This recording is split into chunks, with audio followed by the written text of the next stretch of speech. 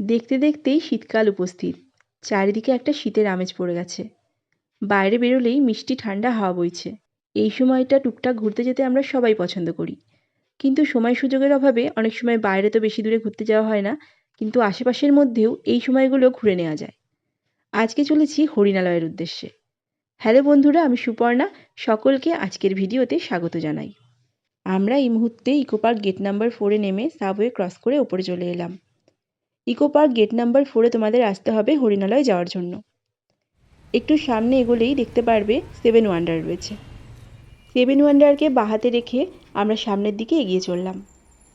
বেশ অনেকটা রাস্তা যাওয়ার পর গেট নাম্বার 6 পড়বে, সেখান দিয়ে ঢুকলেই হরিণালয় রয়েছে।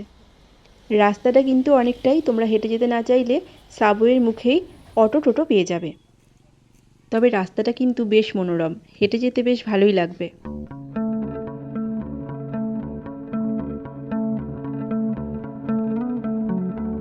সোজা রাস্তা দিয়ে হাঁটতে হাঁটতে বাঁ পাশে দুটো রাস্তা পড়বে। প্রথমটা গেট নাম্বার 5, আর তারপরে কিছু দূর হেঁটে গিয়ে গেট নাম্বার 6। এই মুহূর্তে আমরা গেট নাম্বার 6-এর মধ্যে রয়েছি। যারা গাড়ি নিয়ে আসবে তাদের ক্ষেত্রেও সুবিধা রয়েছে। দেখো, রাস্তার পাশ দিয়ে অনেকটা বড় একটা গাড়ি পার্কিংয়ের জায়গা রয়েছে, তাই গাড়ি নিয়ে আসলে পার্কিংয়ের কোনো অসুবিধাই হবে না। চলে এলাম হরিণালয়ের একদম গেটের সামনে।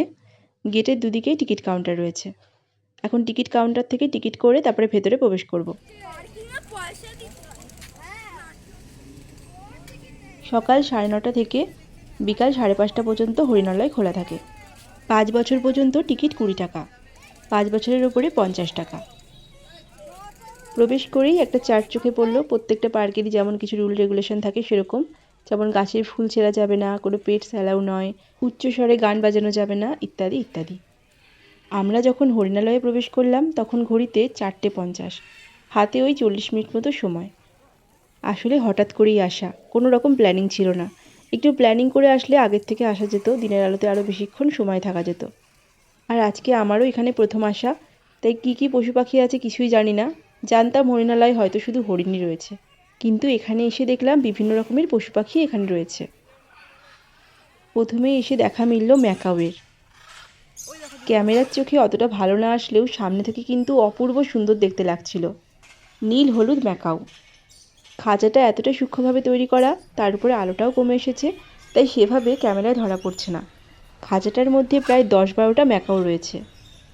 আরও বিভিন্ন রকমের কালারিং পাখি রয়েছে, প্রচুর টিয়া পাখি রয়েছে।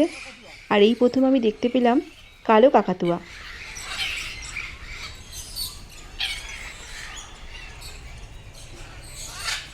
বেশ অনেকদিন বাদে দেখা মিলল রাজহংসের। হরিণালয়ের পরিবেশটা সত্যিই খুব সুন্দর। চারিদিকে বাঁধানো পথঘাট, আর পাশ দিয়ে বিভিন্ন খাঁচার মধ্যে বিভিন্ন পশু পাখি রয়েছে। আর প্রচুর ফুলের গাছ রয়েছে, প্রচুর পাতাবাহারের গাছ রয়েছে। অসম্ভব সুন্দর একটা জায়গা, বাচ্চা থেকে বড় সবারই খুব ভালো লাগবে। এখন রয়েছি একটা সাদা কাকাতুয়ার খাঁচার সামনে। এখানেও প্রায় 10-12টা মতো কাকাতুয়া রয়েছে। আর আজকে তারা মনে হচ্ছে খেলায় মত্ত, শুধু উড়ে উড়ে একবার এ প্রান্ত ও প্রান্ত, আর কলরবে সারাটা পরিবেশ ভরিয়ে রেখেছে। এতক্ষণ তো বিভিন্ন রকমের পাখি দেখলাম, এবার চলো একটু বড় প্রাণী দেখে নিই। ওই দেখো, দূরে জিরাফ দেখা যাচ্ছে। আজকে একটা অ্যাডভেঞ্চারের মতোই মনে হচ্ছে। বাড়ি থেকে ভেবে এসেছিলাম হরিণালয়ে শুধু হরিণ আছে, কিছু পাখিও থাকতে পারে বা ময়ূরও থাকতে পারে, কিন্তু এখানে এসে দেখলাম না, তার থেকে আরও অনেক বেশি কিছু রয়েছে। একটু একটু করে এগুলোর সাথে সাথে বিভিন্ন জায়গায় বিভিন্ন প্রাণীর দেখা মিলছে।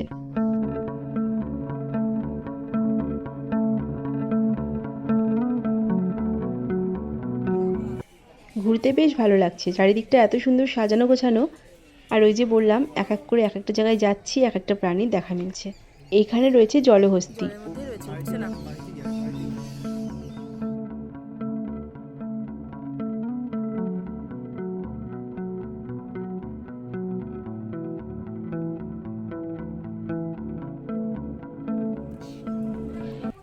এখানে আবার কুমির রয়েছে। ওই যে একটু দূরেই কুমির দেখা যাচ্ছে।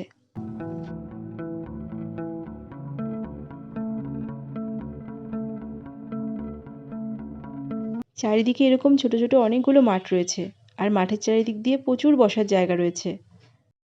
এখন যে খাঁচাটার সামনে রয়েছি, এখানে রয়েছে ক্যাপুচিনো বাঁদর।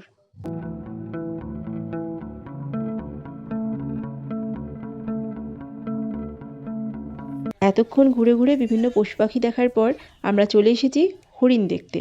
আর হরিণগুলো কিন্তু অনেকটাই দূরে রয়েছে, সেভাবে স্পষ্ট দেখাও যাচ্ছে না, আর আলো অনেকটাই কমে এসেছে।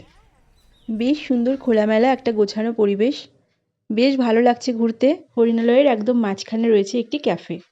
হরিণালয়ে আসলে বিভিন্ন পশু পাখি দেখার পাশাপাশি তোমরা এই ক্যাফেতে খাবারও এনজয় করতে পারো। এখনও একটি প্রাণীকে দেখা বাকি আছে। এই দেখো সামনে দেখা যাচ্ছে জেব্রা।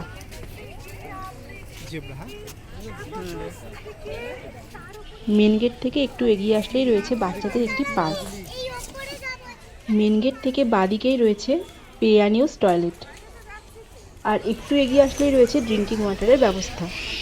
বেশ সুন্দর একটা খোলামেলা গোছানো পরিবেশ, তার সাথে পাখির কলরব, বিভিন্ন প্রাণীর দেখা, সব কিছু মিলিয়ে উইকেন্ডটা বেশ ভালোই কাটলো। তাহলে তোমরাও একদিন চলে এসো এত সুন্দর পরিবেশে সময় কাটাতে। আজকের ভিডিওটি ভালো লাগলে প্লিজ একটি লাইক করে দিও, আর বন্ধু হয়ে পাশেও থাকতে পারো। আবারও খুব তাড়াতাড়ি দেখা হবে। ধন্যবাদ।